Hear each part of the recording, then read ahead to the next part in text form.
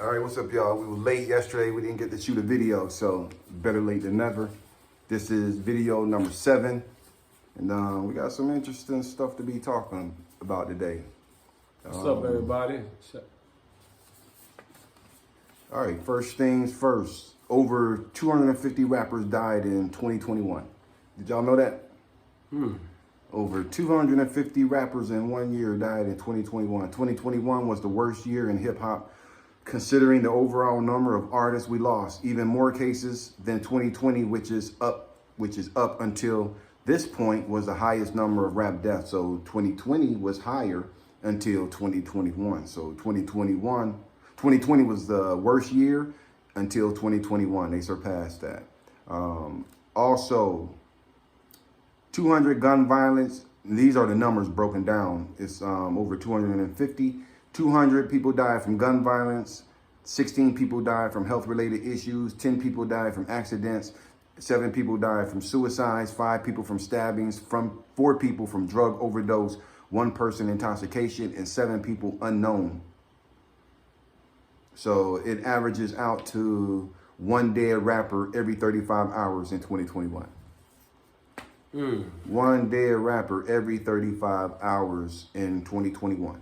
That's bad. That's bad. And I was just talking about that on my live. I was talking about how we distracted out here with this war and what's going on over there in these other countries. But we fighting a war right here in the United States, man, with each other. You know what I'm saying? With black rappers, this man just said 250 rappers died in 2021. I remember when Tupac died 1 year and then Biggie died 1 year. That was that was back in 96 and 97. It was unheard of for 250 rappers dying in 1 year. Wow, that's amazing. That's crazy.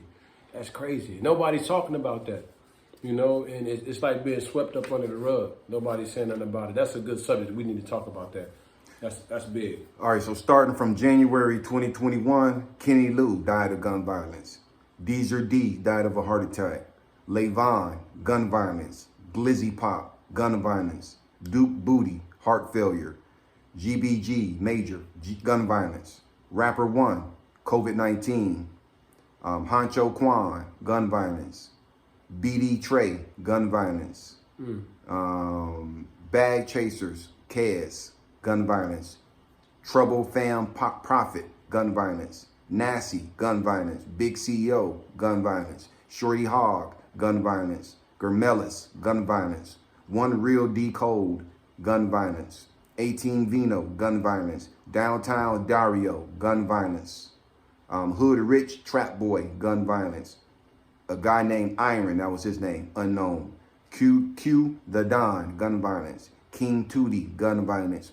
Gutter Child, JYA, gun violence. 6 Dogs, suicide. Cardone, gun violence. Exploder, COVID-19. AM Cassesi, gun violence. K-Dot, heart attack. Double K, unknown. ATM Grinder, gun violence. Mike Gripper, gun violence. Run Up Rico, gun violence. Big Ken, gun violence. Kodak Times, gun violence. 40 Stacks, car accident. BCR, Measle, gun violence. 9-3, gun violence.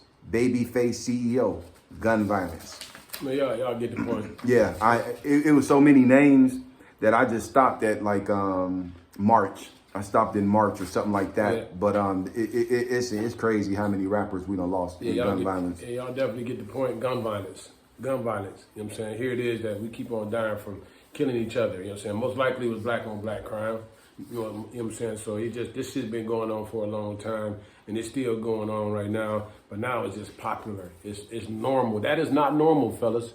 That is not normal, young ladies, to be out there killing each other like that. You know what I'm saying? It's not normal. But we living in a society where that's normalized now, that people just get killed, and then it's just like, okay, he just got killed. Okay, let's just keep on moving on. Nobody cares about nothing. That's not normal. That's not normal. You know what I'm saying? And there needs to be a change somewhere. When somebody needs to start somewhere and make a change, you know what I'm saying, and speak about that like we doing right now. You know what I'm saying? But that's not normal. And this platform gonna blow up, and we're gonna talk about that even in further depth, and not be just sweeping it up under the rug. But that's not normal. 250 black men, well, I ain't gonna say black. Over 250. Over 250 rappers died in 1 year. That's not normal. And if you sit here and that one of your ears went out the other ear, then you ain't listening to what I'm saying. That is not normal. All right, so basically, back in the day, they used to have, white people was kind of in the same situation we in right now as black people. They had something called the Hatfields and McCoys. And if you're familiar with the Hatfields and McCoys, they made a lot of cartoons about it. They made songs about it. They made movies. They made TV shows about it. They made even trick-or-treat costumes about it. And the reason white people came up with the Hatfields and McCoys, and when they always depict them, they depict them as country bumpkins. They depict them as missing teeth. They depict the Hatfields and McCoys as ignorant. They depict them as being hillbillies, because that went on for generations and generations. It's a true story. It's not even a folk tale. This actually happened. Generations and generations of Hatfields and McCoys were killing each other, knocking each other off. And they didn't even know, it got to the point where after a few generations, they didn't even know how it all started. So what white people did is they turned them into a lesson for future generations, that if you want to be dumb and if you want to watch your children and your grandchildren die, be like the Hatfields and the McCoys. Black people are the only dumb people right now who will take a drill rapper or a rapper talking about killing somebody and put them on a pedestal. That's the problem. The problem with us as a black culture is we don't want to call them what they are. We don't want to call them the Hatfields and McCoys. So when we get a rapper talking about killing another black man, we make them popular and we make them rich and we put them on a pedestal. And we got 8-year-old kids singing their music and they're going to be falling right into the same trap. So it's just our version of the Hatfields and McCoys. We ain't caught on yet. So moving on. YNW Melly's career may officially be over. So, the trial is starting to kick off for YNW Melly, and his career looks like it's not good because a lot of information has just came out within the last week. And it is, as the prosecutors in the YNW Melly's court case submitted 66 pages of new DNA evidence against YNW Melly. This evidence was so big, the trial has been pushed back to May the 23rd, 2022. The prosecutors are not interested in putting YNW Melly behind bars for life like before. Instead, they want the death penalty. The parents of YNW Juvie and YNW Sack Chaser want full justice for what happened to their sons. They're the ones who requested the death penalty. On October the 26th, as we all know, 2018, around 3:30 a.m., YNW Melly, YNW Juvie, YNW Sack Chaser, and YNW Bortland, he was the one driving, were all at a recording studio in Florida before they were heading home. Surveillance footage at the recording studio showed the four boys hopping into their Jeep and exiting the block. The driver, who was Bolton, had YNW Melly sitting directly behind him, and law enforcement used YNW Melly's cell phone like a tracking device. So this is what y'all got to understand, man. This is what he got going against him. He was in the passenger driver side. That's where Melly was. YNW Melly was there. And they used these, what they call the stick method, which is plastic sticks. And what they do, they stick them in the holes where the bullets went in or came out. And then that way they can know the trajectory of the bullets where they came from. So the trajectory from YNW Melly's seat showed a perfect match to where YNW Sack Chaser and YNW Juvie were shot. Also, this is what got him. Law enforcement used YNW Melly's iPhone 10. He has an iPhone 10. If y'all got that iPhone 10, don't commit no goddamn crimes. As a GPS tracker. The phone's GPS indicates that YNW Melly stepped outside of the vehicle, walked to the side where Juvie and Sack Chaser sit shot, and tried to make it look like a drive-by. So he actually shot them. His iPhone 10 has a unique feature where they can tell law enforcement what type of environment the phone was in. So from the cell phone record, they know the exact moment YNW Melly, last name Demons, got out of the car and staged the drive-by shooting. They got where the shooting actually happened. They got where they drove off into a little area after that, and where he set up and made it look like a drive-by shooting, and it's all caught on his phone, the GPS. He can't even get from up under it. Prosecutors also say they have a short video off of his phone where he's admitting to the murders. Yeah, man, look like the YNW Melly gonna be landed down. Might be landed down permanently. You know what I'm saying? But yeah, he's a wasted talent, man. Just a talent that he was getting. I like his music too. Definitely has some good music. Yeah, it's just an unfortunate shame because one thing I can say about these young guys, man, these young rappers, they definitely have learned how to promote themselves. They learned how to use the internet wisely to, and basically they just becoming superstars and rich and wealthy, man. But just off of the internet. What if he beat this case though? How? Despite I'm saying, despite the fact I don't know what could happen. We never know what could happen. You know what I'm saying? We can't foresee the future. Anything can happen. You know what I'm saying? I'm just saying, boy, I'm just wondering what type of guy would he become if he was to walk away from this, you know what I'm saying, with a not guilty plea. He's not gonna walk away from this with a not guilty plea. Just thinking, I was just throwing it out there, man. Wishful thinking, probably. I'm just telling y'all, when you got that iPhone 10, that's basically evidence you ain't gonna get from up under that. I don't care who your lawyer is, because them phones has a GPS and it's in your pocket. They tracked him, and it tracks you. The phone tracks when you inside the car. The phone tracked the moment he got out of the car. The phone tracked when he walked around the car and stood there. The phone tracked all of those movements, all of them. Yeah. You got an iPhone 10. So that feature is only on the iPhone 10. Is what about the 11s and the 12s? And I got I'm gonna assume it got if it's 11 or 12s, it got that and more. Yeah, exactly. I got the 12. I got the 12. I got the iPhone 12. Well, so yeah, you know what I'm saying. So yeah. So he ain't gonna beat the case. Unfortunately, he ain't gonna beat that case. But you know, that's just some more talent. Downhill, prayers out to him, prayers out to the victims, and everybody in this situation, you know, because the last thing we want to see is another black man go down. And young black man too. It can't be no more than 25 years old. Young black man. Kid, man. So exactly. Not even far from. He grew up in Gifford, Florida, which is like 20 minutes from where we are right now. 10 minutes, right down the street. He grew up. Ran these streets right here where we're living at right now. Yes, for sure. Yeah, for sure. All right, so moving on. Where's the movement to bring WNBA star Brittney Griner home? Well, Griner, I'm sorry. Yeah, Brittney Griner. Yeah. So the State Department has asked Griner supporters, check this out. They has asked Griner's supporters to keep everything on a low simmer. Can't you imagine that? The State Department, the government has told her family and supporters to keep everything on a low simmer.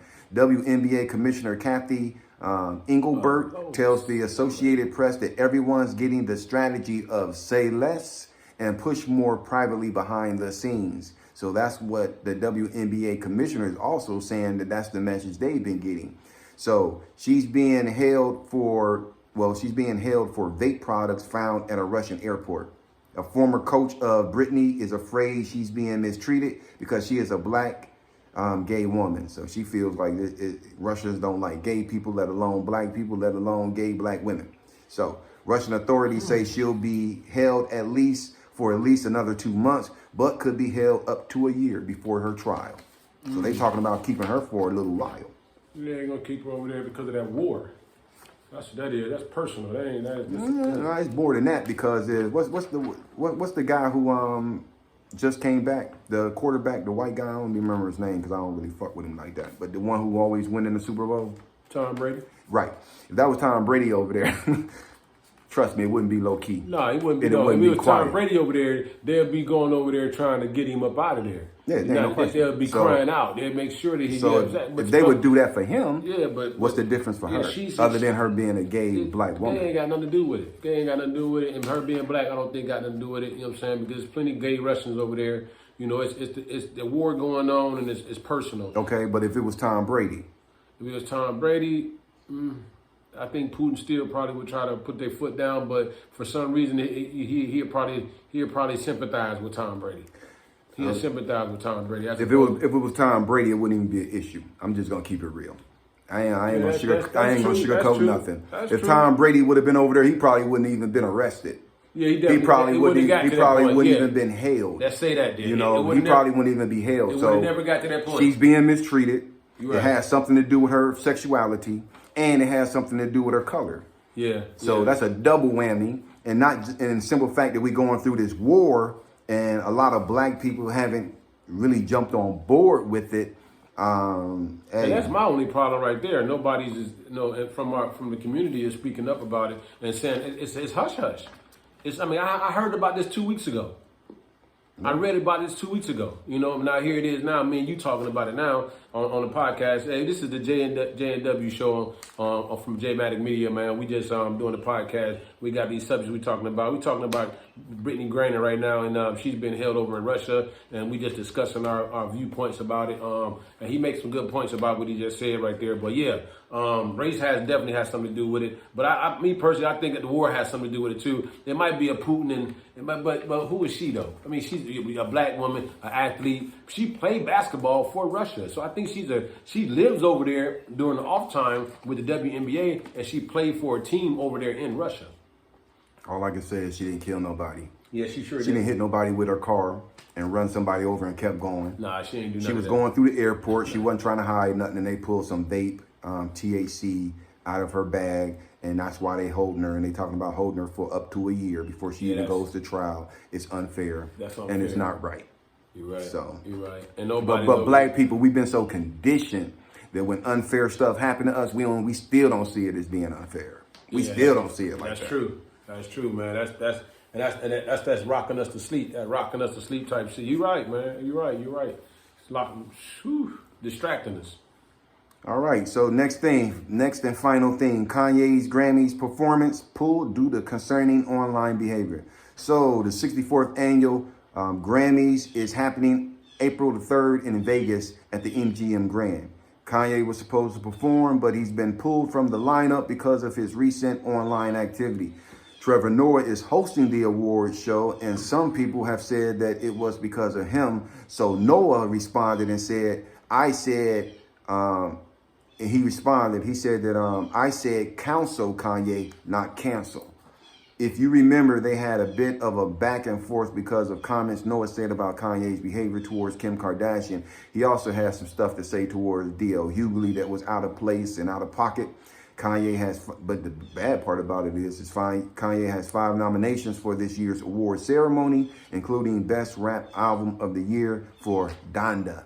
He also, like I said, he also has some words with D.L. Hughley. So this Noah dude, that's the one that's actually with Kim Kardashian now? No, Trevor Noah has a talk show. Oh, okay. I'm not familiar with that guy right there, Trevor Noah.